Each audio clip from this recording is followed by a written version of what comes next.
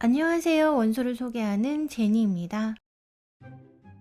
오늘은 제가 읽은 논픽션 중에서 쉽고 재미있었던 논픽션 탑 7을 뽑아봤어요.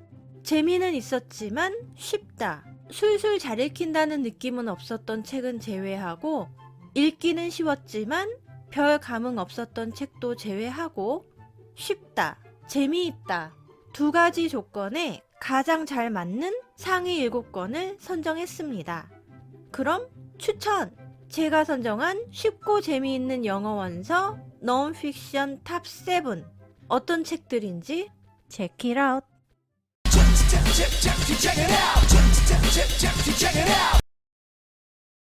쉽고 재미있는 영어 원서 논픽션 탑 7 첫 번째 책은 너무나 유명한 책이죠.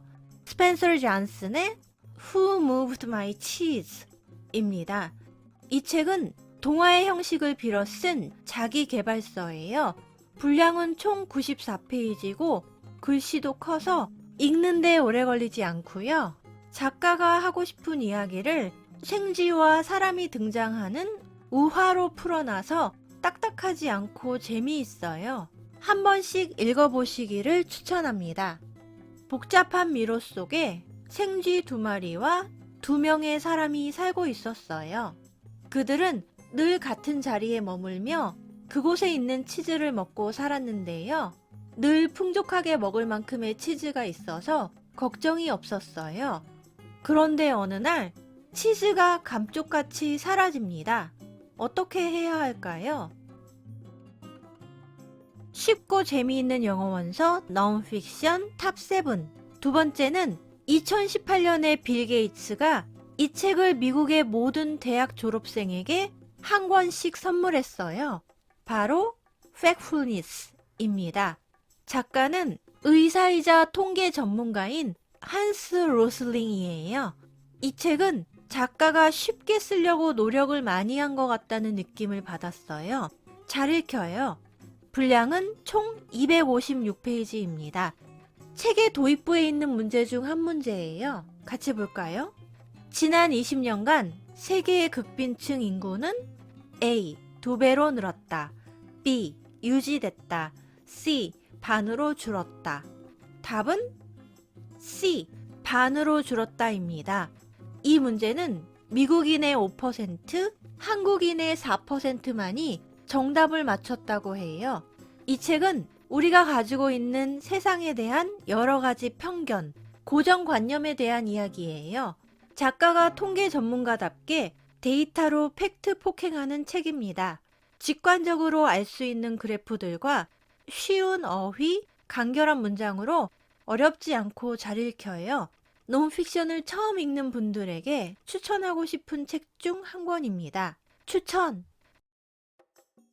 쉽고 재미있는 영어 원서 논픽션 탑 7 세 번째는 세계적인 스테디셀러 로버트 T. 키요사키의 Rich Dad Poor Dad 입니다. 이 책은 요즘 가장 많이 판매되는 도서 분야, 부자 되는 법, 재테크에 대한 기본서라고 할 수 있는데요. 9살 아이들에게 가르쳐준다는 컨셉으로 쉽게 썼어요. 경제에 대해 거의 문외한인 저에게도 술술 잘 읽혔어요. 분량은 총 350페이지입니다. 9살의 초등학생 로버트는 학교의 부잣집 아이들 사이에서 부자가 아니라고 은근한 따돌림을 당해요. 그래서 부자가 되고 싶어서 친구 마이크와 함께 돈 버는 법을 아는 사람, 마이크의 아버지를 찾아가 부자 되는 법을 가르쳐 달라 합니다. 그런데 마이크의 아버지는 호락호락하지 않아요. 절대 거저 가르쳐 주지 않습니다. 이렇게 9살 소년들과 부자 아빠인 마이크 아버지의 빡센 부자 되는 수업이 시작됩니다. 쉽고 재미있는 영어 원서 논픽션 탑 7 네 번째 책은 호아킴 데 포사다와 엘렌 싱어가 같이 쓴 Don't Eat the Marshmallow Yet 입니다. 이 책은 실험에 관한 책인 줄 알고 읽기 시작했는데 읽다 보니 자기계발서였어요. 그런데 기대 이상으로 자극도 되고 뭐든 열심히 해야겠다는 동기부여도 되고 좋더라고요. 주기적으로 반복해서 읽어야겠다는 생각까지 들었어요. 분량은 총 97페이지고 영어 수준이 어렵지 않아서 아동 청소년 소설 읽으시는 분들도 읽어보시면 좋을 것 같아요. 이 책은 웹 출판계의 거물이자 억만장자인 미스터 P가 자신의 젊은 운전기사에게 성공 노하우를 알려주는 이야기예요.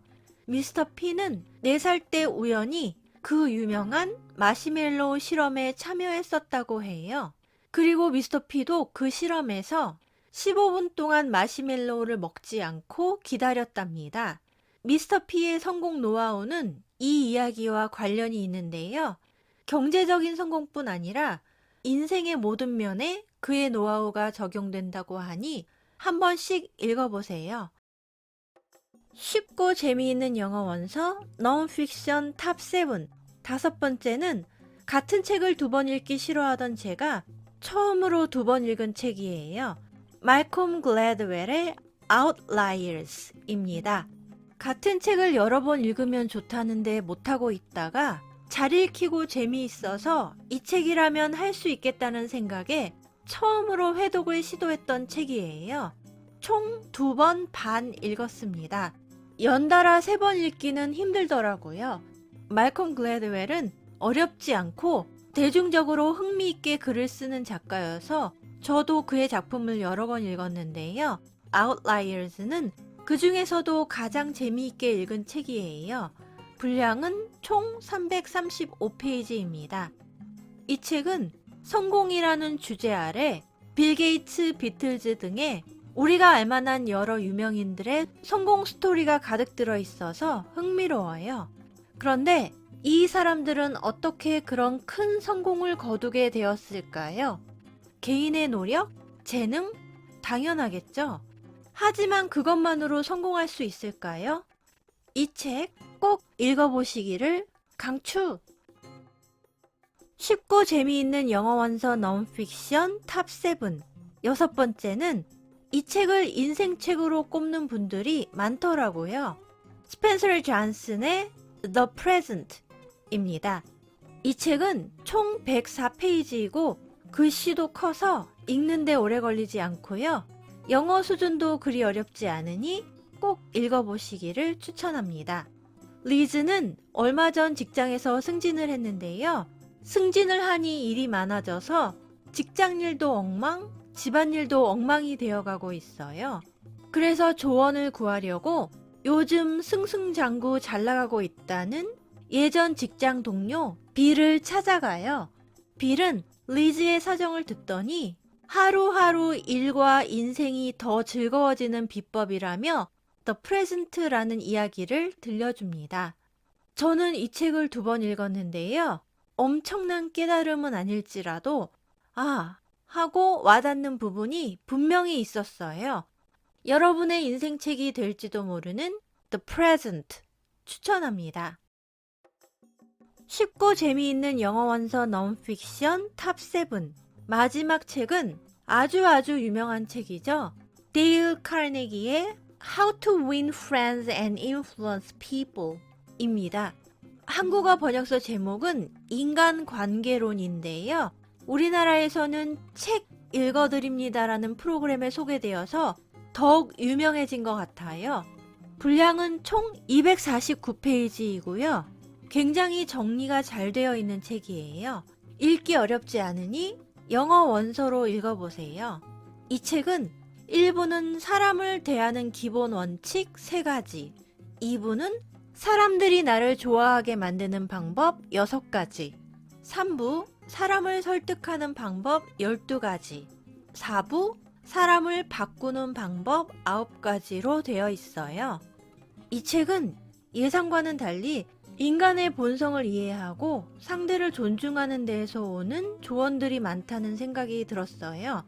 누가 읽어도 이건 나에게 필요한 조언인데? 하는 부분이 있을 것 같아요. 모든 분들에게 추천합니다. 추천! 지금까지 쉽고 재미있는 영어 원서 넌픽션 탑7이었습니다. 꼭 읽어보시기를 추천! 그럼 오늘도 읽고 싶은 책을 찾으셨기 바라며 다음 편에서 만나요. check it out. Check it out.